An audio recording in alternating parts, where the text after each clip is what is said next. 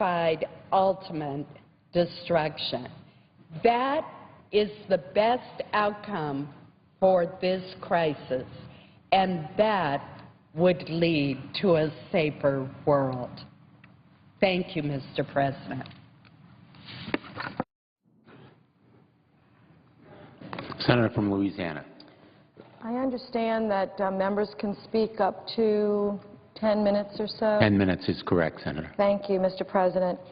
I'd like to speak about an issue completely separated from the international concerns that we all share, because closer to home, there was an action taken today by the House of Representatives that has me extremely concerned as the senior senator from Louisiana and a leader in our delegation, and an issue that I've worked on literally since the first day that I came to the Senate, now almost 17 years ago. Today, the House of Representatives, unfortunately, in presenting their WRDA bill, which was a bill that was negotiated at great length with great skill by Senator Barbara Boxer, the chair of the Committee of Jurisdiction, and the ranking member, Senator Vitter, who did an outstanding job for the country and for Louisiana, negotiated quite skillfully a bill that was very balanced. It contained no earmarks,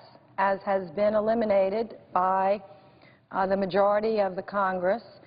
It did give a green light for projects that had received a positive chief's report, which is the signal to go forward with a project for flood protection or navigation or dredging under the jurisdiction of the Corps of Engineers.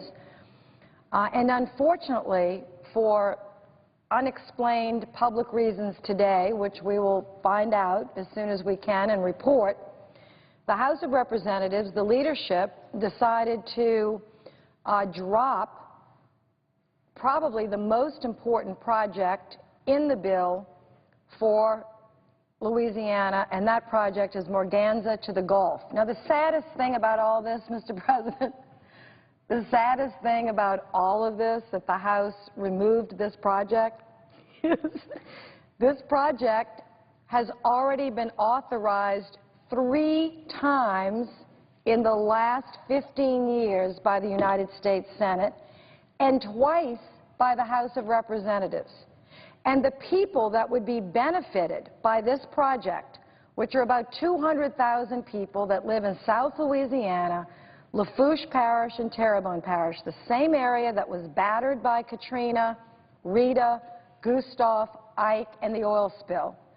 The same people that have suffered through flood after flood after flood, the same people who have taxed themselves, gotten $200 million of their own money to build Phase 1, have now been told no by the House of Representatives for what reasons I cannot understand. They have gone through all the processes required. They have waited in line, a line that should never really have been there because they were given a yes, but as you know, under the Corps of Engineers rules, they can say yes to your project like 10 years, like initially, and then it takes so long to get to your project because we have a very inefficient system. You've probably had this happen in your state. If the estimates then come in at 20% over the original estimates, the law just kicks you out and you have to start all over again. So they started all over again. That's the tragedy of this action. I mean, we were furious that they had to start all over again, but that was the law. So they did. And they got a positive chief's report in June. And now the House of Representatives just arbitrarily decides, even with a positive chief's report, they're taking Morganza to the Gulf out of the bill. I am calling on the Louisiana delegation to stand up, particularly members that are in the public policy, the study committee. I think we have a leader of that committee, Congressman Steve Scalise, who is my partner in the Restore Act and has been a very able leader in our delegation to absolutely put their foot down on this WRDA bill moving any further in the House of Representatives until we can get justice for this project. Now, our people are doing everything we can to elevate our homes, to fight for fair flood insurance, to tax ourselves to build levees. We've traveled all over the world to find the best engineers in the Netherlands, because we don't seem to have enough engineers here in Washington that understand that you can live safely below sea level, and sometimes you have to because that's where the ports are. We don't have the luxury of living on tops of mountains. We're running the Mississippi River. We're not running a ski lodge in Vail. And so our people have to live there. They're not living in mansions. They're not living in condos. They are living in fishing villages and fishing camps and in very middle-class neighborhoods, trying to make a living for themselves, their families, their communities, and keep this country operating. We're running the biggest oil and gas operations out of Houma, Louisiana, the town that the House of Representatives has just literally made defenseless. They have no levees. New Orleans now, after Katrina, and Jefferson Parish and St. Bernard Parish have $14 billion of taxpayer money invested. That's a lot of money. And I know some people in the country get very aggravated about that. Well, why did they get $14 billion? Well, the country should have given us $1 billion 10 years ago, and we could have saved them 14, but the Congress decided not to do that. We asked, we begged, we pleaded. No, no, no, no, no. And so one day the levees broke. And then the bill came due, and it was a big bill, $14 billion. Well, wait till the next bill comes through. Now, in that whole time frame where our people are begging, drowning, houses going underwater, begging for help, the government keeps telling us, no, no, no, no. We send $161 billion to this Treasury from off of our shore for offshore oil and gas. $161 billion, and we come up here and try to get $1 billion for this levy, $2 billion for that. We're told we can't afford it. I tell you, I don't have the power to do this. I do not.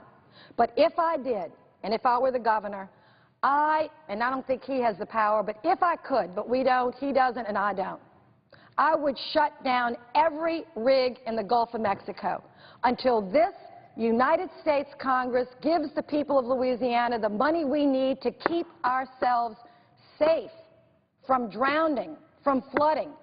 And I'd turn the lights off in Washington and in New York and in Maine. We are tired of it. The people in our state cannot survive without levees, and the country cannot survive without our people living where we do, to fish, to run the maritime, to run the oil and gas industry, and Houma, Louisiana does not deserve this. Terrebonne Parish doesn't deserve it, Lafourche Parish doesn't deserve it, and our delegation is not going to stand for it. So my message to the Speaker of the House and to my delegation in the House and to the House is that bill will never see the light of day unless Morganza is put back. Now, I don't know who's going to do it or how they're going to do it, and please don't tell me that there's not enough money. We send alone Louisiana, forget Texas, forget Alabama, forget Mississippi. Louisiana alone every year sends about $5 billion to the federal treasury just from oil and gas severance taxes, not counting sales tax, income tax, property taxes, other taxes. Property taxes wouldn't come here, but income taxes would come here, corporate income taxes would come here. That's not even counting that. And I am tired of begging for nickels and dimes. So the House of Representatives better put Morganza to the Gulf back in that project. And number two, I haven't read the whole bill. I was just informed about it, so I may have to take this back off the record. But I was told that, and also what they did was say, well, we're not going to approve projects that had a chief's report after our committee meeting in June. And then they put some language in that says something like, and no project can receive, can go forward until they have a committee meeting of the House of Representatives. So they're basically engaging in earmarks again. In other words, having voted to take earmarks out, I wasn't for that, I didn't go along with it, but they did, the leadership of the House, take earmarks out. They're now trying to put earmarks back in, so the only way you get back in is if you go through their committee and get your project approved, which is earmarking in a different way. So on two fronts, I think the House is wrong. I think they were wrong to take Morganza out, wrong to put this new system in. And then the third thing and the final thing I'm going to say about this, which is the saddest thing, because Morganza has to go back in and there's some other projects they might have taken out in other states that I'm simply not aware of. But I know that the bill that left the Senate was very fair. It was without earmarks. It was based on the science and the process of the Corps of Engineers. But to all of my friends in the Senate, even when I get Morganza back in there, and our delegation does, the problem for all of us is that there's still going to be $60 billion of authorized projects for all of our states, and the total budget of the Corps of Engineers next year, that Senator Feinstein chairs and I serve on the Appropriations Committee for the Corps of Engineers, will have only $1.6 billion for new construction. And the total Corps budget is only about $5 billion. So think about it. Isn't this the silliest thing? We have $40 billion of already authorized WRDA projects. The WRDA bill now has $20 billion minus Morganza to the Gulf, which they just took out for no good reason after 20 years of our people suffering. So they're going to add that 20 plus Morganza. We'll get back in there. Then we're going to have $60 billion, and all we have is a few billion to fund it. It really is it is a system that is so broken and so unfair. And every state feels this. It's not just Louisiana. What people hear is my strong voice, I hope, for the people of Louisiana. We feel it the most. We feel it most frequently just because of our geography. But every community in the country is suffering from this. We do not have enough infrastructure, water infrastructure. Our ports are not where they need to be. Our rivers are not dredged to the depths they need to be. We don't have enough to maintain our maritime industry in this country. And this is undermining our economic strength and our international competitiveness, besides being terribly unfair to people that happen to live along the coast, which is 60% of our population. So I'm just sending a little warning signal to the House of Representatives. There is no way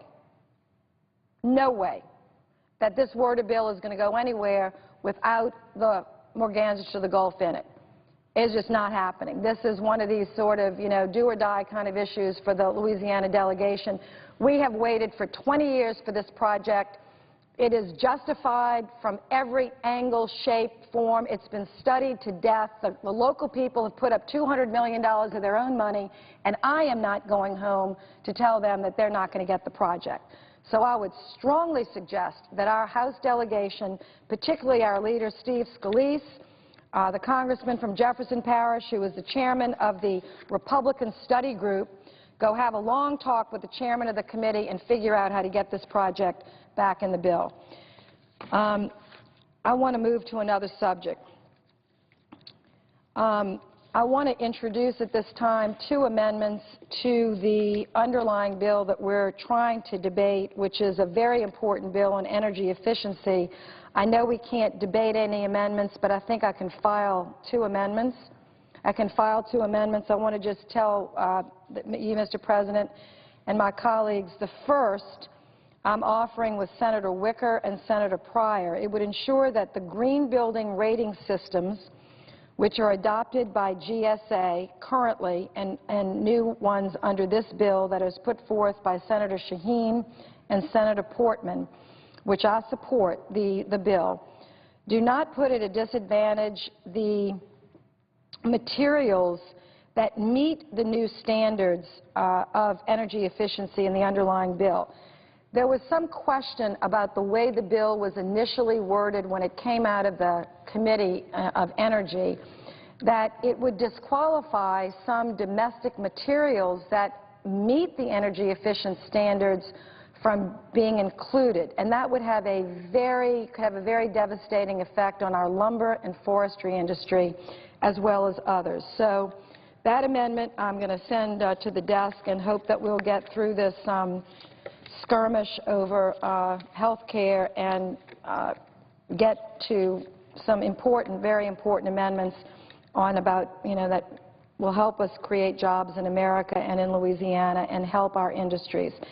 Secondly, I want to offer an amendment for Senator Wicker and myself that would ensure that small companies are excused from the requirements to submit their products for expensive third-party testing to achieve Energy Star certification.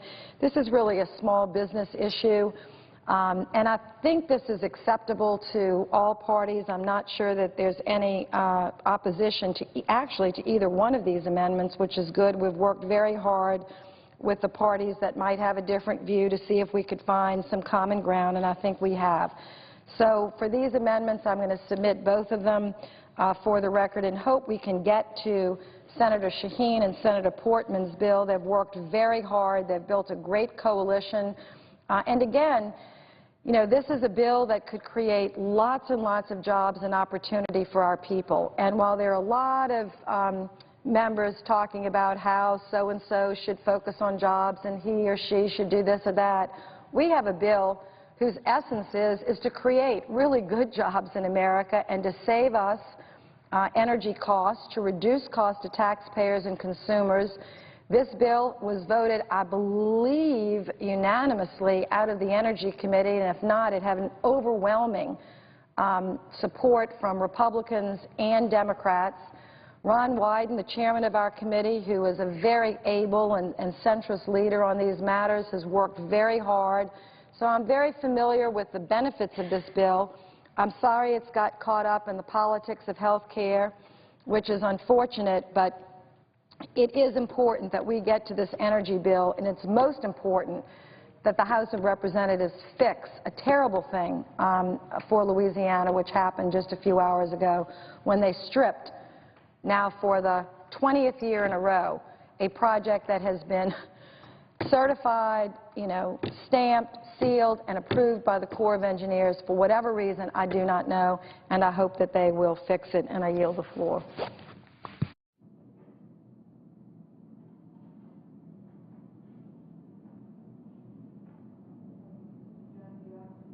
Clerk will call the roll. Mr. Alexander.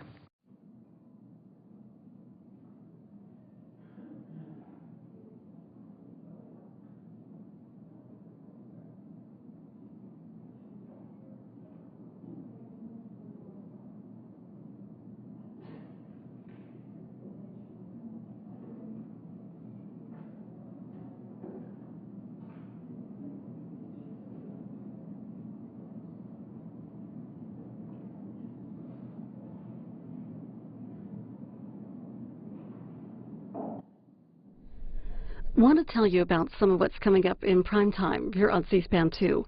We'll hear from a number of senators on the U.S. response to Syria's use of chemical weapons, including Senate leaders Harry Reid and Mitch McConnell. Also, Senators John Cornyn, who opposes Syria's strikes, and Senator Dianne Feinstein, who supports the strikes in Syria. And then later in the evening, and the entire ceremony in New York City, marking the 12th anniversary of the September 11th attacks. That 4-hour ceremony includes the relatives of World Trade Center attack victims reading the names of those who died and messages to those loved ones. That starts at 8 Eastern tonight here on C-SPAN 2 if the Senate is out. Here's some of what you'll see in prime time with remarks from Dianne Feinstein. I rise to speak on the use of chemical weapons by the Syrian regime and the decision that is before the United States Senate on how to respond to such inhumanity. I also come to the floor with the hope that the use of military force will not prove necessary and that the proposal to place Syria's chemical weapons program under United Nations control will, in fact, be successful. Last night, in my view, the President delivered a strong, straightforward speech that directly outlined the current situation in Syria. He asked that a vote by the Congress to authorize military force against the Assad regime be delayed so that a strategy could be developed with Russia and the United Nations Security Council that would eliminate Syria's deadly chemical weapons program. I believe this is the appropriate path forward, and I appreciate very much the majority leaders holding off on bringing this resolution for a vote so that negotiations can continue.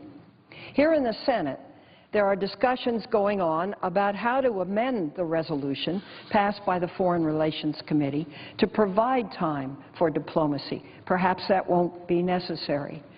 I'd also like to take a minute to give Russia credit for bringing forward this plan for a negotiated solution to the conflict. I disagree with the senator from Texas.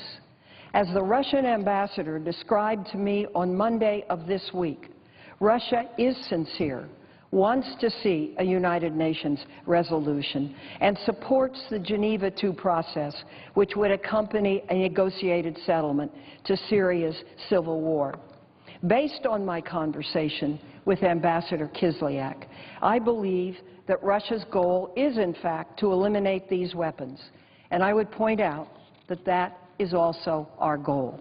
So I very much hope that the path to settlement, although complicated, no doubt, but if well-intentioned by all participants, it can be accomplished. And I deeply believe that.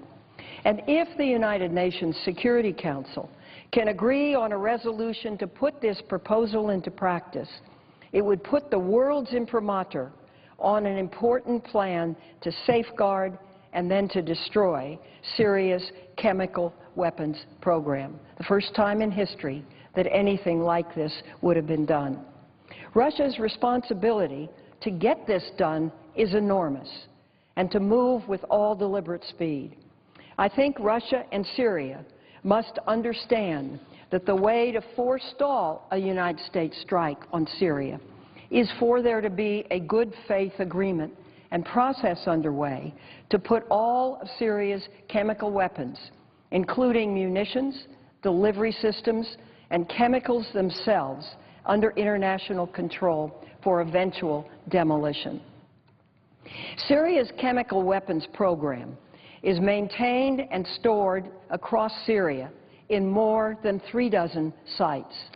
There are indications that Syria currently has chemical weapons loaded and ready for immediate use in bombs, artillery and rockets, and already loaded on planes and helicopters.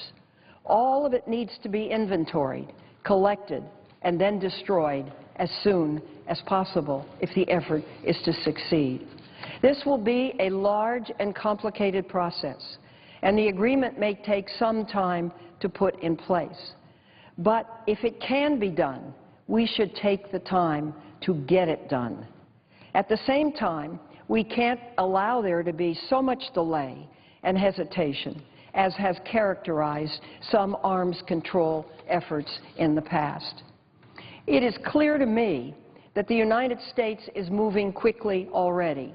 Tomorrow, Secretary Kerry and Russian Foreign Minister Sergei Lavrov will meet in Geneva to discuss the specifics of how to move forward. I cannot stress enough the importance of this process.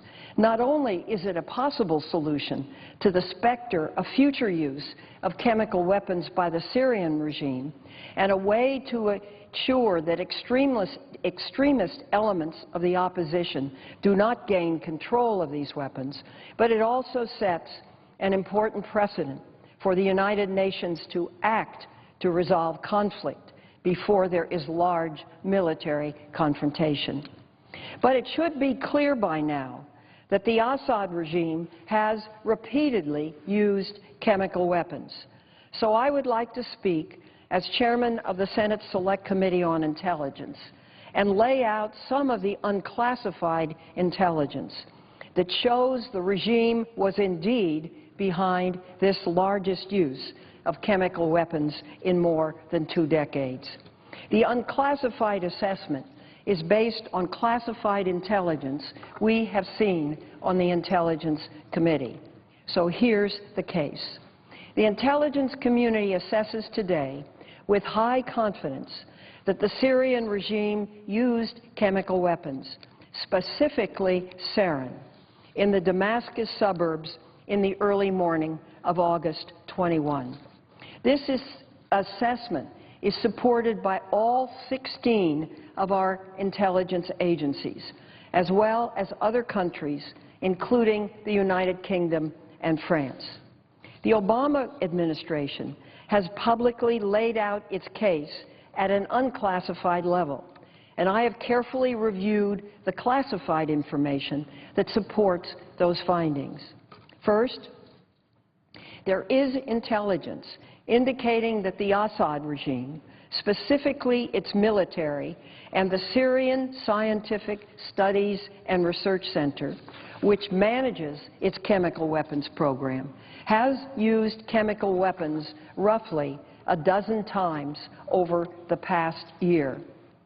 On June 13th, 2 months before this latest attack, the administration stated that it had completed a review of all available intelligence and had concluded that the intelligence community had high confidence that the Assad regime used chemical weapons, including the nerve agent sarin, on a small scale against the opposition multiple times. This followed similar assessments by France, the United Kingdom, Israel, and Turkey earlier this year. In some of these cases, the regime may have been testing its delivery vehicles or various amounts of chemical agents. Some were small-scale, tactical uses against the opposition. Perhaps Assad was just trying to find out how the world would react to his use of chemical weapons. But it has been more than a year since top intelligence officials learned of Syrian preparations to use sarin in large quantities. Since then, at numerous other briefings and hearings, the Intelligence Committee has followed this issue closely. On September 11, 2012, that's a year ago, while protests against our embassy in Cairo were underway and the attack on our diplomatic facility in Benghazi was imminent, I was again briefed on the administration's plans should Assad conduct such an attack. So the attack on August 21 in Damascus was not a first-time use.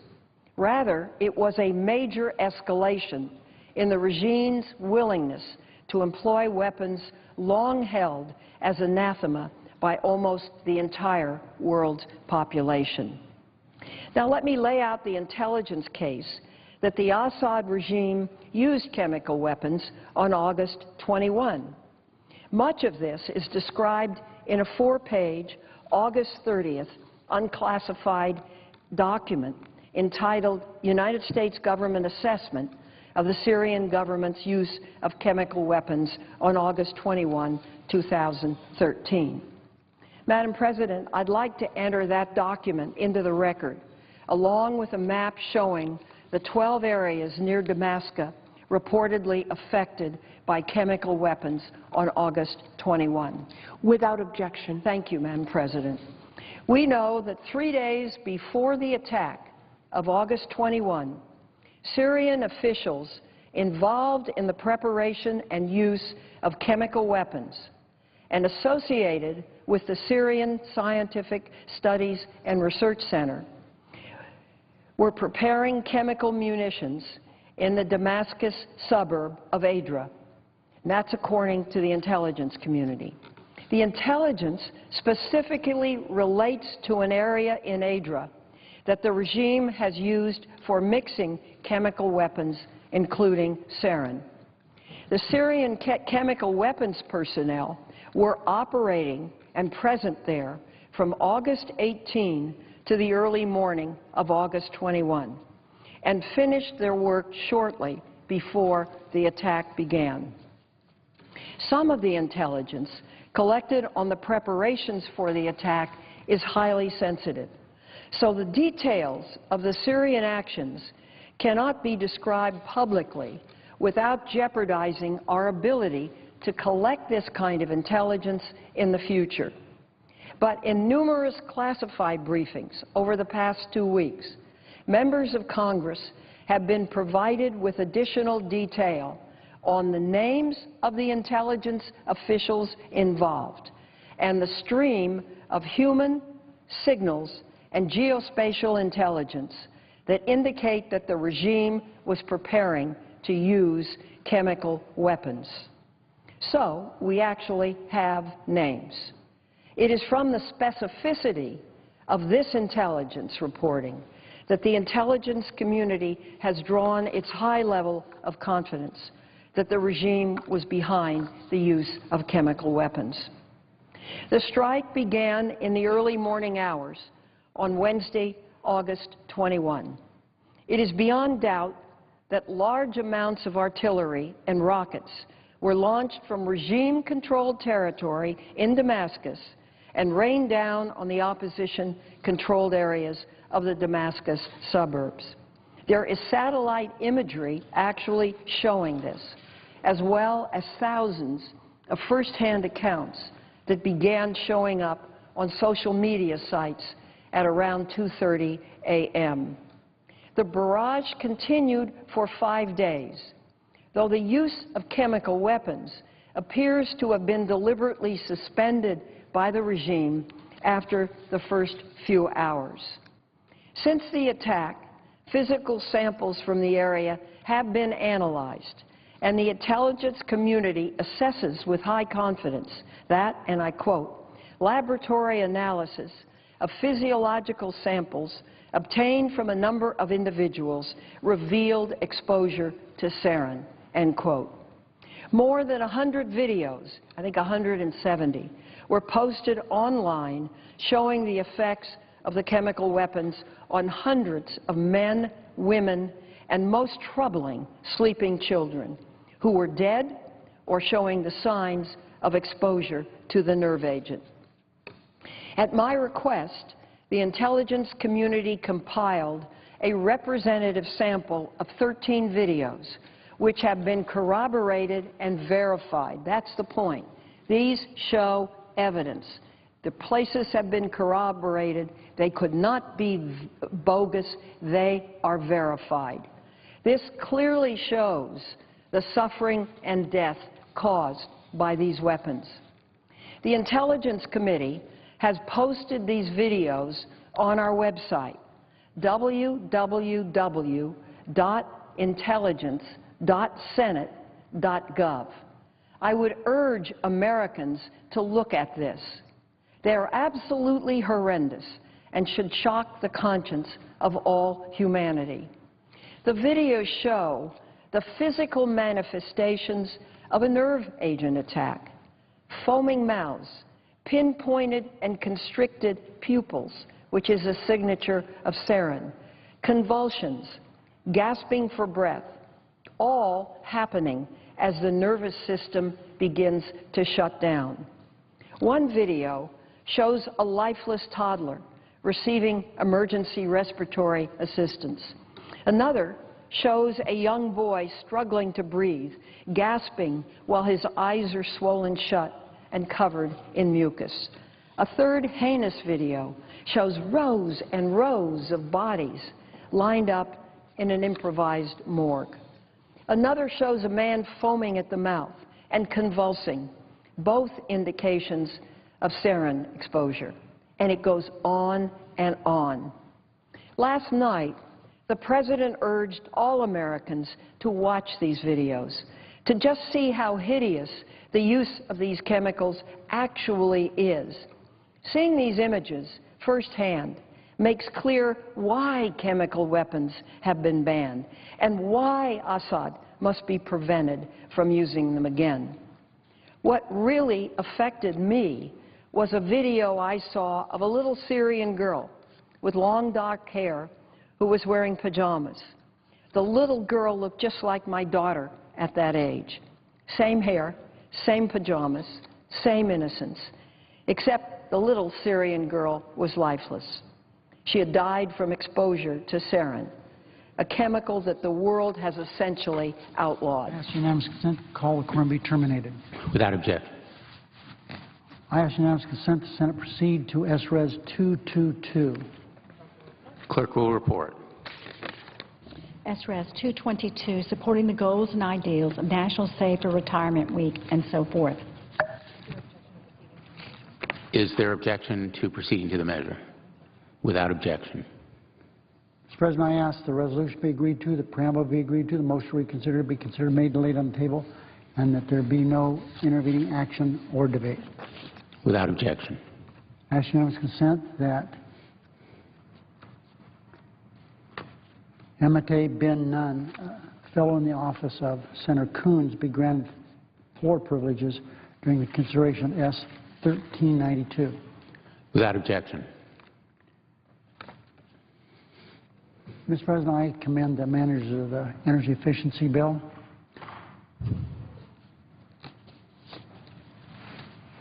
Senator Wyden, chairman of the full committee, Senator Murkowski, the ranking member, and the sponsors of this legislation, Senator Shaheen and Portman, for their work in bringing this bill to the floor and managing it today. We've had a number of senators who have tried to offer amendments.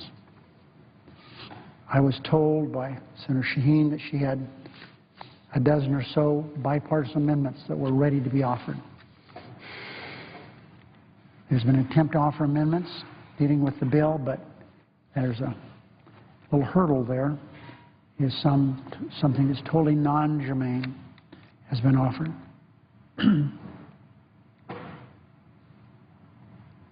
One of the amendments that Senator Udall of Colorado would like to offer is a bipartisan amendment to promote energy retrofitting of schools. Senator Bennett of Colorado seeks to offer a bipartisan amendment to facilitate best practices in commercial real estate energy efficiency. Senator Klobuchar would like to offer her amendment to promote energy retrofitting of nonprofit buildings. But once again, Mr. President, once again my Republican colleagues can't help themselves.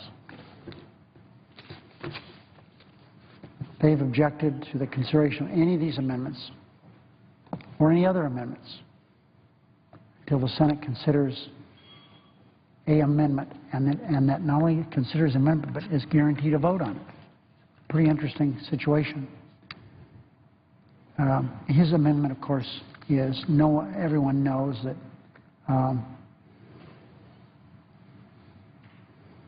it's only for, look, I gotcha amendment.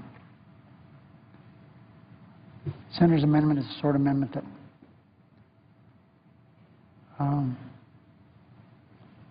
is to help get some headlines in the newspaper, some kind of a news story, recognizing that it's for show.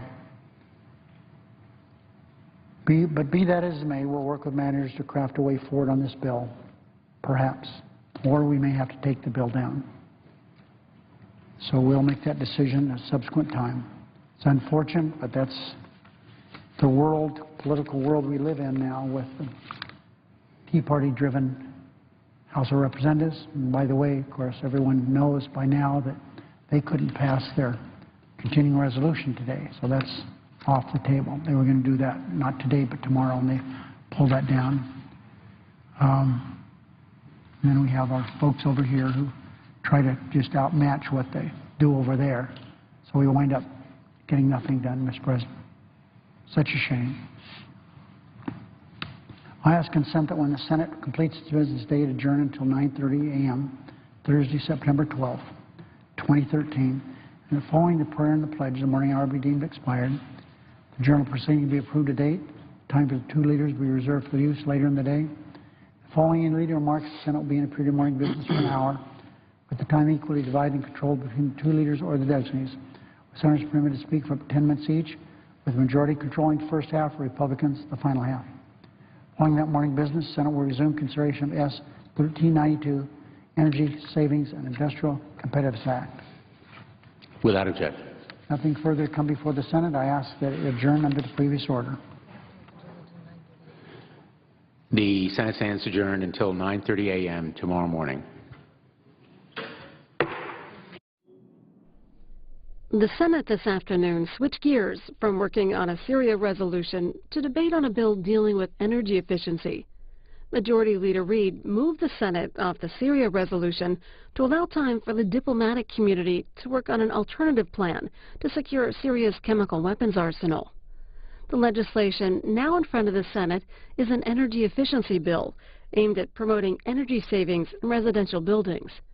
They'll likely work on this bill for the rest of the week. Live coverage of the Senate when members return here on C-SPAN 2.